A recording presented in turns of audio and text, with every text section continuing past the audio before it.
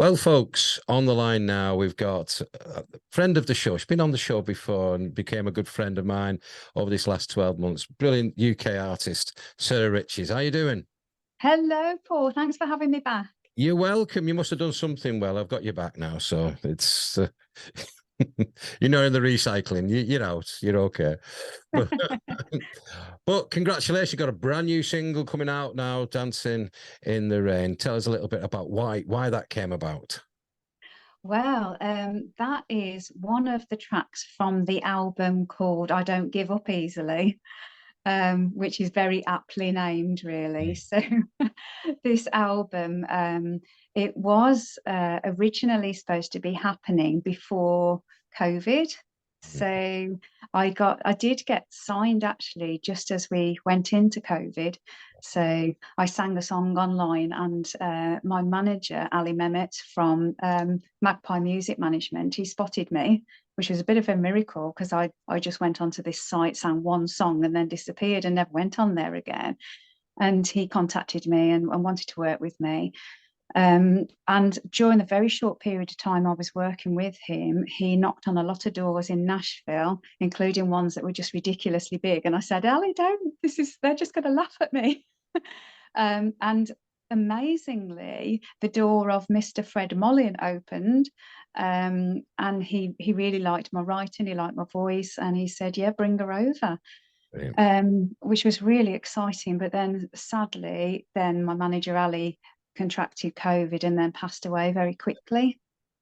So really awful time for his family, and obviously for, you know, that sort of paid to the Nashville dreams for me for a while.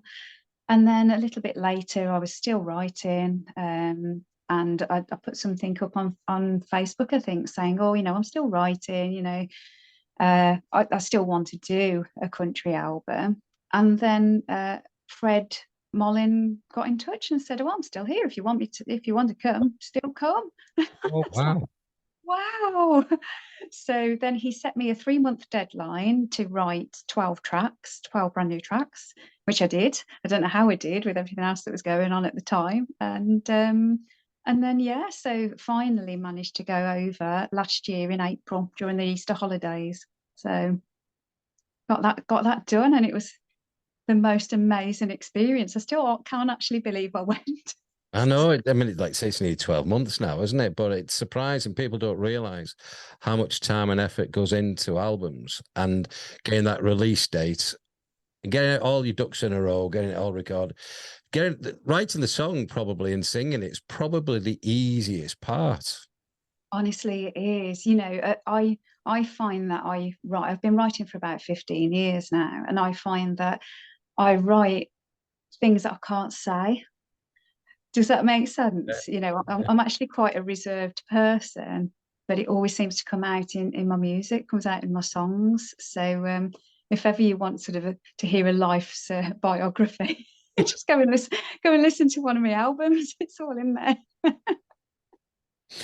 It's probably quite similar to people you meet on Facebook. You know, you say like inverted commas Facebook friends, and then when Yes. you meet them in person, the shyest people you could ever. To a point where they're like, "Why are you talking to me for?" I go, "Oh, listen, we became. I've had this many a time when I've been gigging up and down the country. Go up to them, going, "Oh, it's nice to finally meet." And they go, "I don't know what to say. I don't know what to do. I'll text you later." No, just tell me now. You know. Yeah.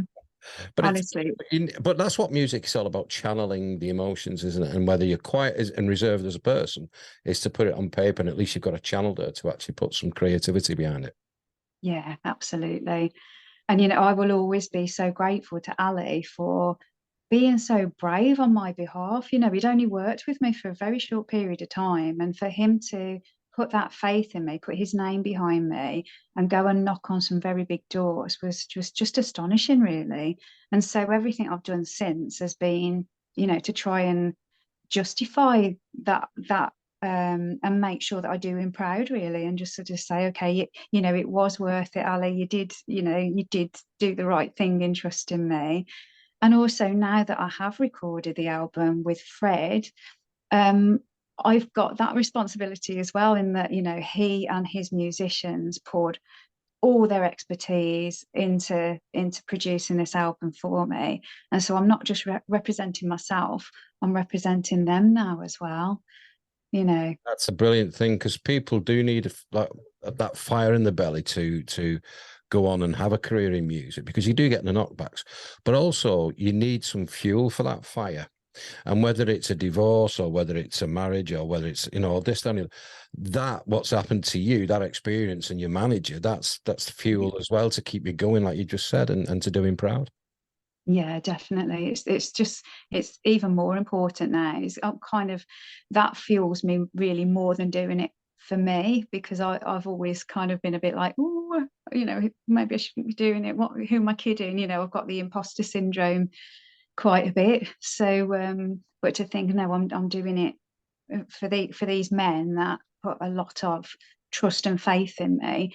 Yeah. That in some ways makes it easier, if you see what I mean.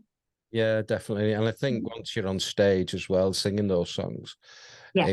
it's you don't become reserved anymore. Once you sort of like, as soon as you get on stage, you go, that's it. I don't even.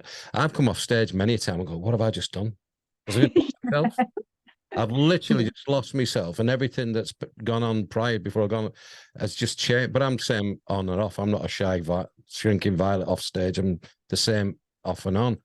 Mhm. What I'm saying is, I just lose myself so much and immerse myself on it. I come off and I go, and it's only when you're driving back to your digs or driving back home, you're going, what have I just done? Yeah, yeah. You're like, oh, wasn't I brave? I know, what am I doing? You know, but you've got some live shows lined up. Tell us a little bit about those. Yes, so I've got the Crescent Theatre in Birmingham in Brindley Place. I've worked with them a lot because I've got a bit of a musical theatre background, which is a bit random, isn't it? Having come into the country world now as a newbie. But I've worked quite a lot on that stage, and they have something called the Crescent Unplugged, which is really great. And it literally is unplugged. You know, there's no mics. You know, everything is very acoustic. So I'm going to be there on Monday, the 6th of March, and they've given me the headline slot, which is really lovely. So I've got half an hour to showcase some of the album songs there. And then in April, I've got the actual album launch, which is really exciting. So 19th of April, so that's the Wednesday of the week that I'm actually releasing the album. So the album gets released on, I think it's Friday the 21st, yeah, of April. So that's at the Jam House in Birmingham. And you know, that's a fantastic music venue there. So yeah, and I've had to get together a band for Oh, that, which is really exciting. So in Nashville, I had the likes of Gordon Mote, who is this, oh my gosh, he's amazing. He plays the keys, but he plays, you know, yeah, everything. they make you sick. Um, It's mute. yeah, and he's actually got little or no vision as well, so he does it all. So when I went there, they did all of the charting for each of the songs using the Nashville number system, and of course for Gordon, he just had to listen. You know, he just had to listen to it and then play it. And so he listened to the demos, and then he was just like, yeah, yeah, fine. Off he went, just created absolute magic. And everybody else had got the charts in front of them, and he just had to do it through his ears. And Wow. what he did was amazing. I mean, I've got some absolutely fantastic musicians, you know. And when's the, Um, what did you say? That was April the what? April. that was April last year that I was doing the recording, but the actual Jam House album launch gig, that's on the 21st of April this year at the Oh, Jam House. let's see if I can make that. Yeah, that would be brilliant, Paul, if you can. Yeah, come along.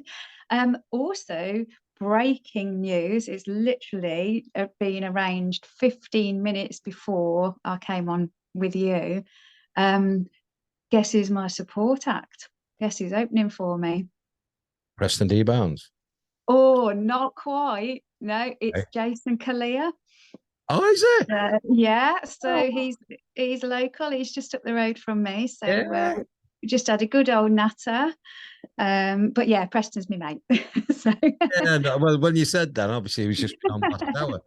I thought, oh, he's really built it up. It's Preston. Oh no, no, no, it's Jason's a Jason. great. I'm thrilled to bits. It's Jason. Yeah. Oh, So So it might be great to see him live as well, because obviously he's been on the show and we've had a good chatter and a chin wag, and he has the same accent as you, which is all good. we're in a similar situation as well, because we've both been writing and recording for a while. We've both been in music for a long time, but we're both actually newbies really to the country scene, and we've both had these moments of enlightenment really, where we've realised, oh, actually, maybe that's where we live. You know, certainly for me, it wasn't until my manager said, "Do you realise that what you're writing, it would really translate better into country?" I thought, oh yeah, oh, that's right, yeah. Well, and the penny finally dropped, and it really just was, really was enlightening. But that's meant that I've had to do a lot of homework over the last 18 months, really, to try and immerse myself into the UK country scene, which is extremely friendly, I would like to say as well. You know, everyone has been so welcoming. Oh yeah. BCMA have been fantastic in support, and everyone really that I've reached out to, which I find hard. I'm like, hello, you don't know me, would you mind just listening to this if you've got time? Everyone's been so great. You know, they really have been. You know, nobody's been like, oh, who are you, new girl, get lost. They've been, oh, you know, come on in. You know, this is a family, and you know, welcome, sort of thing. So It is, and you got a gig nice. as you've done yourself, and I've seen you Yeah. there, and you know that there's other artists watching. When I went to watch Lisa T in Manchester last week, Yeah. and there was Chris Bray was there. There's just different people you knew were artists would come to support, and it was just nice to, to see, and it's Yes. good because even on their nights off, they're actually, watching other people, and it gives you warmth of what the genre that you're in is a good genre. Yeah, definitely. I mean, Gasoline and Matches, they do a fantastic job of promoting everybody else. So I'm there again, you know, I'm their groupie really at the Nashville Sounds in the Rounds sessions that they do at Birmingham Symphony Hall. So I'm there Thursday night again. I'll be in the audience again watching. And again, you turn around and, you know, there's Kezia Gill also watching and just supporting, you know, and Jade Helliwell, she's sat with her, and you know, there's all sorts of artists just going literally to support, and that's get to says C2C. a lot. Yeah, are you going to go to C2C? Oh God, gosh, I'm leaving it a bit late with tickets, I think, and I know a lot of guys are going up to the Scotland one, aren't they? So Well, we're going to Scotland. Yeah, we took yeah. the sort of. Well, it's my fault if it all goes wrong, because I saw Brad Paisley last year when I was doing a short tour myself, and I didn't have any gig on the Friday. Yeah. And I just thought the Hydro was a lot better. It was the acoustics, the size of it, Yeah. and also that they've got the Country on the Clyde boat as opposed to O2 is brilliant, but the problem is it's too big. There's artists that you want to, and you got a headache trying to find them and all that. And in the stadium is good, but I just said for a change, you want to go to Glasgow. It's not half as expensive. Now, Bit less overwhelming. there is a Country on the Clyde ticket going because it is a sell-out event. But I have got one.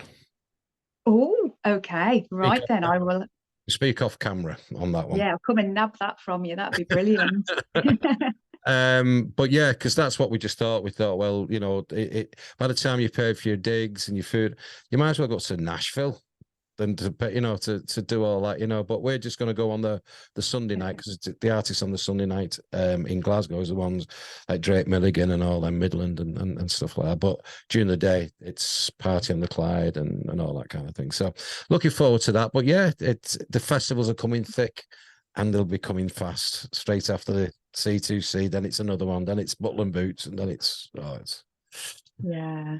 I was lucky actually, talking to Buckle and Boots. So obviously I'm not playing there, so they've got I don't think they really need newbies with the lineup that they've got at the moment. Well, they do tend to, they do have like an Horizon kind of thing going on, but yeah. but I was really, really lucky, and I actually recorded the video for Dancing in the Rain at that venue. So at White Bottom Farm? Yeah. So that's where I got to record it. So when you watch it, when it's out, you'll go, hang on, what's that there? So yeah, so the single Dancing in the Rain is out this Friday on the 24th, and then all being well, the following Friday the video comes out. So yeah, I'm excited about that. We had such a great time back in September. I recorded that, so Wow. I've been sitting on stuff for such a long time and watching people, like Preston, like going, oh, have another song, or just releasing this one, and I'm like, I've got a whole album. And I just want to get one out. Just dip your toe in it, and next minute you're all diving in, But it's been an absolute pleasure listening to you talking again. And like I said, you've got so much passion in your eyes. You can tell you're eager to get out there and start doing the do. And like I said, I hopefully get to the album launch. But good luck with all your live stuff, all your singles that are going to be coming out, all the 1,000 of them that are going to be coming out one after the other, I think. But we'll definitely be playing them on the show here as well. But thank you so much. Thanks for coming on the show again. But don't shoot off. I'll tell you more about that ticket. Okay. But Sir Richies, you enjoy the rest of your day. Thank you. Thanks, Paul.